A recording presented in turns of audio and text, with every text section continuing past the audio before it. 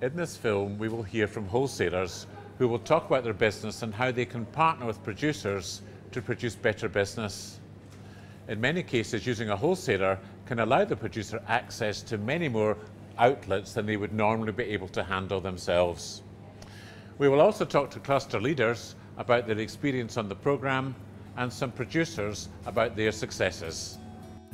I think from the very start, the first thing that you've got to identify when you bring clusters together, you've got to get the producer first to think about the market which they're going into and to describe their products. That could be a formal presentation or even a verbal presentation, to describe their products in a manner which is going to be attractive to that outlet.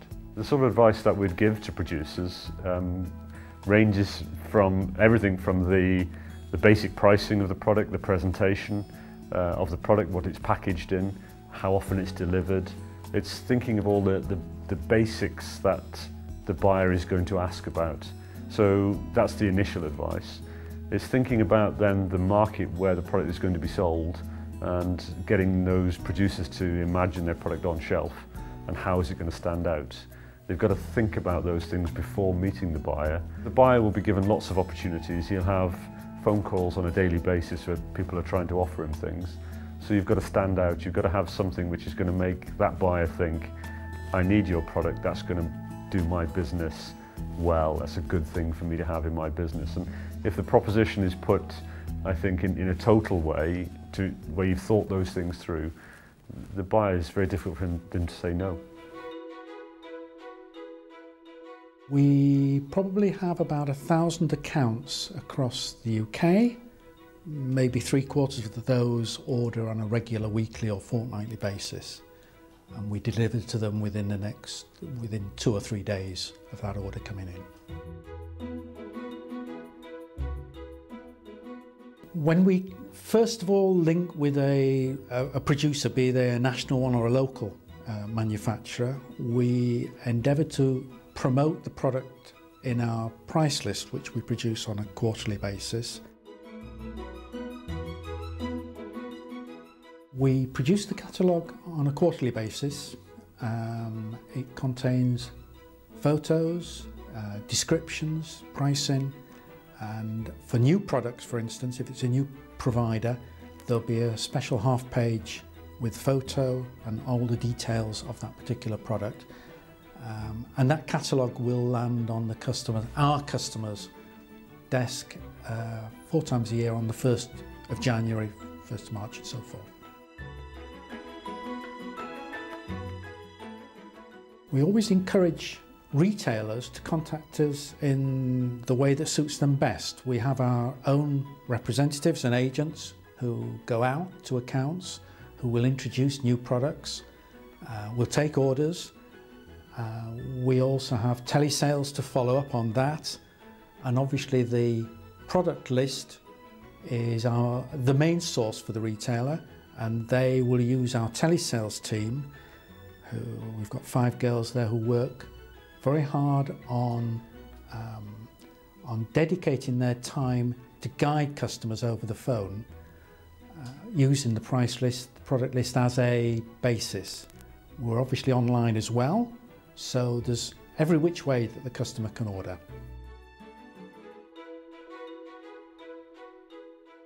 We certainly can offer the producer an enthusiastic sales team. We can offer a wide range of account from farm shops, garden centres, department stores, delicatessens, the whole range of independent trade. They will see the product and in enough numbers so that with luck we'll get a good start. The key bit after that is actually the second order, which is always the proof, if proof's needed, that the product will sell. So the second order is the one that I tend to look at with more interest, because it's relatively simple to make the initial sale, but we can only put the product on the retailer's shelf. The retailer and the members of public going in to buy are the ones that actually make or break a new product.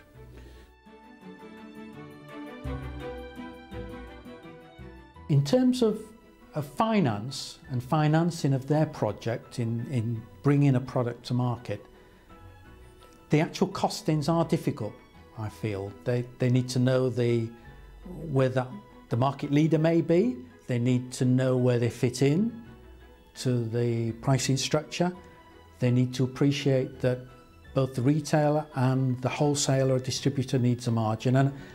And those margins may vary from 25% we would expect to need.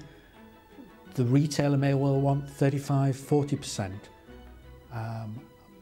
We, after all, provide storage, delivery, credit. We have expertise in the accounts that we serve, and the retailer would say the same thing. So it is one section that needs a lot of consideration and a lot of give and take. Present the right product to the right food outlet in the right way. And in that way, I think we managed to circumnavigate an awful lot of the problems that they themselves might have if they tried to launch directly.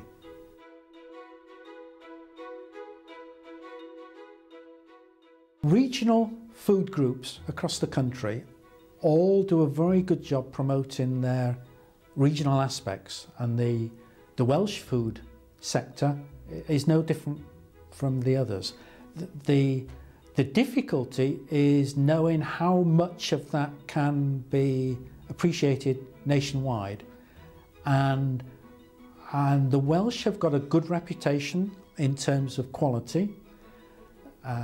They have a good reputation in terms of being unique with one or two ideas.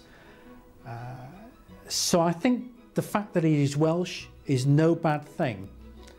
They perhaps haven't got the breadth of and range of products that can necessarily conquer an entire customer's shelves, but they've certainly got a good enough start there.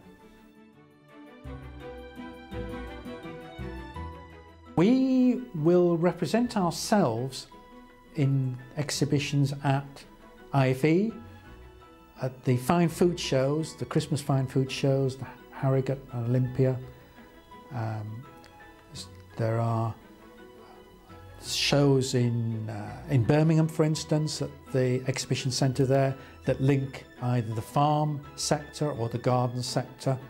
So any or all of these shows are good for small producers to go to get a feel for what the competition is, to see who the major players are, to see how they should set their stall out in the future if they were exhibiting themselves.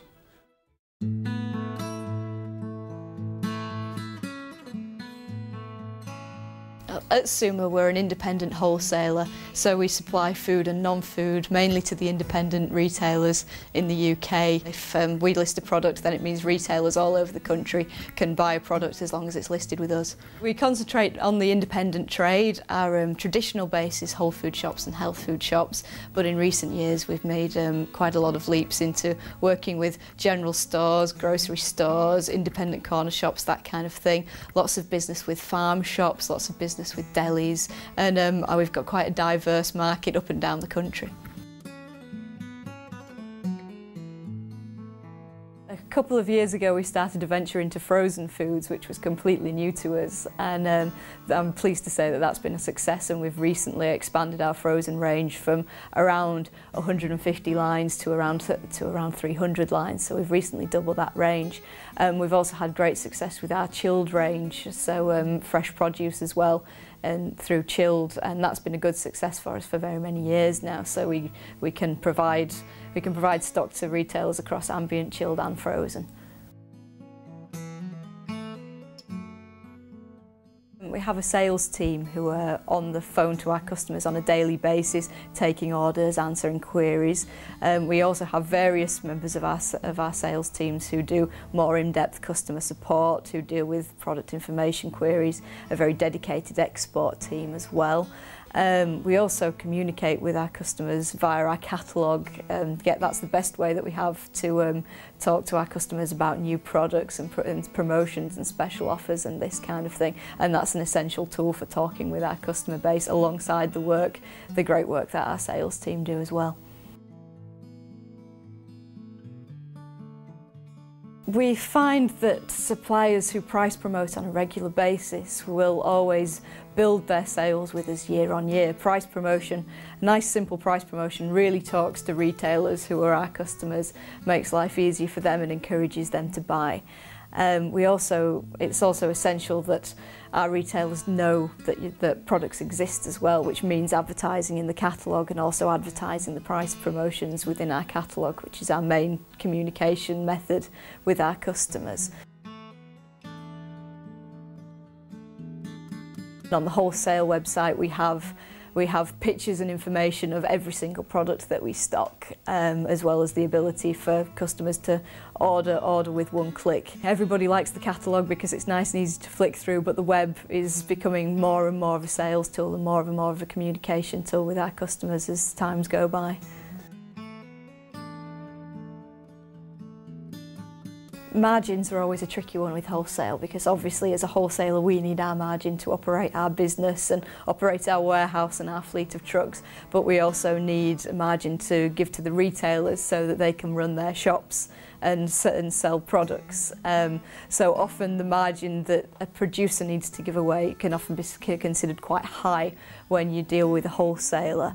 With the idea being is that a producer can then get economies of scale by selling more to the wholesaler in one go rather than delivering to many small retailers.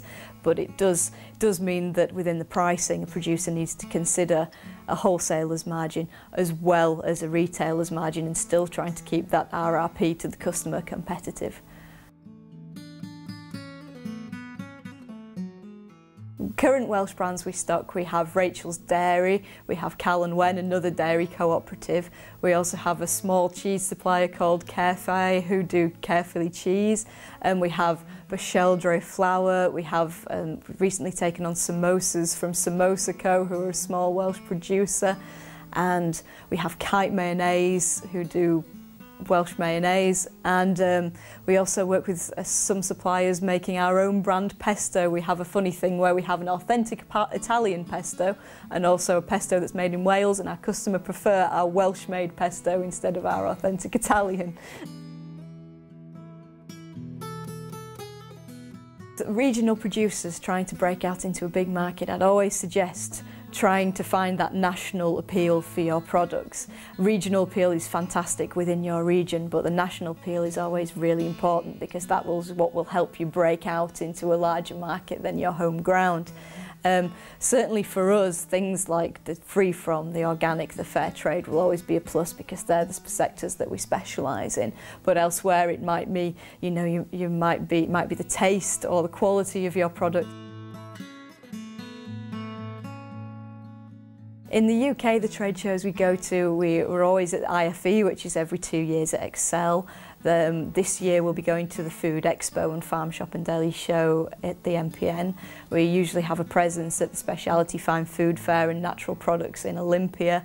They're the big events for us. As buyers, we're trying to find more diverse trade shows to go to find new and up-and-coming producers to get ahead of the market.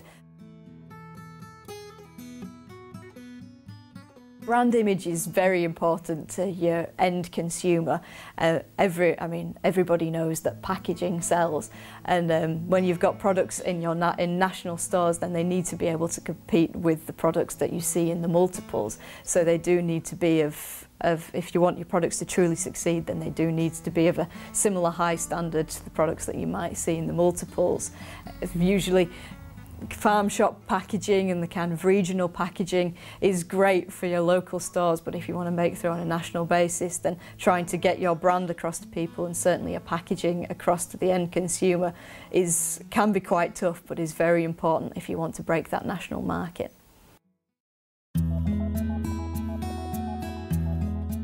My name is Daniel ap Dafydd.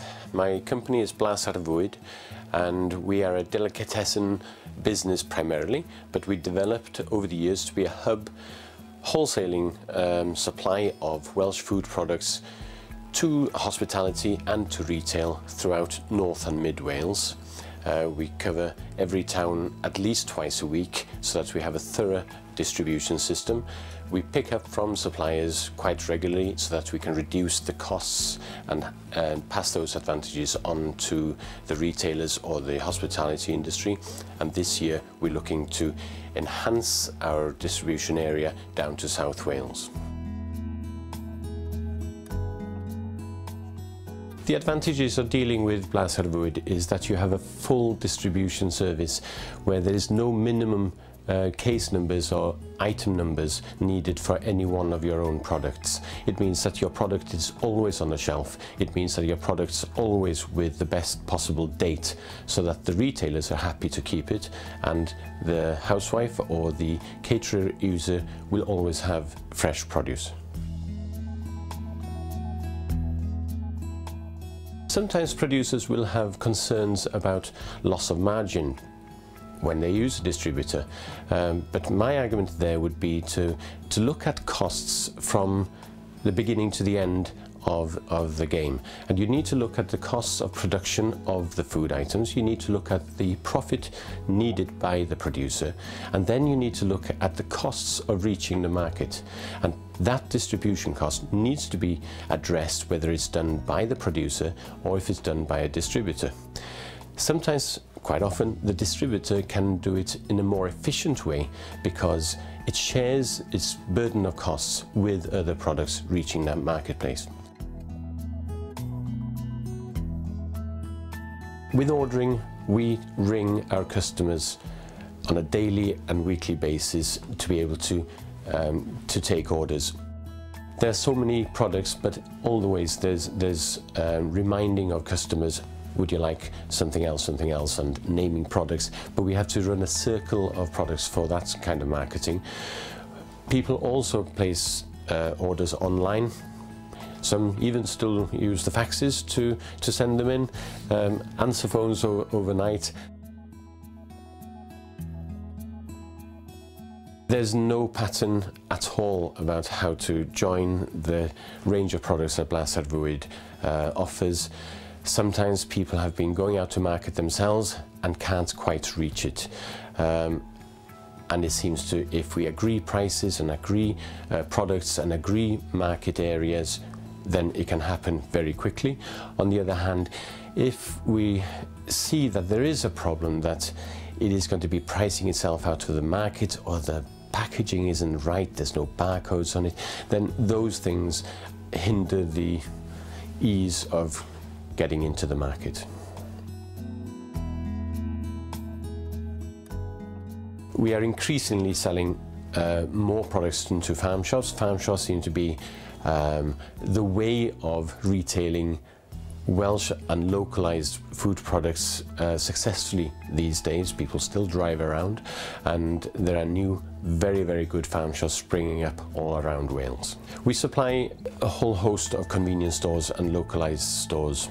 We carry products into the full gamut of hotel and catering. They can be the National Trust, they can be the Welsh Rabbits hotels, they are cafes on high streets, they are all sorts of places. Some producers we need to carry into the multiples, but in those cases quite often we'll carry in on the original producer's invoice. So sometimes we'll act as a carrier to go into Asda or Tesco or Waitrose, and at other times we'll be carrying in on our own invoicing. The best advice I can give a smallish producer that really wants to reach the market is get in touch with marketing consultants, get in touch with people like myself and ask for advice before you go too far down the packaging route and even the cost route. Sometimes we'll find producers that want to go to market themselves and use a distributor, that doesn't seem to work. You need to work on one basis, and then we'll help make that work.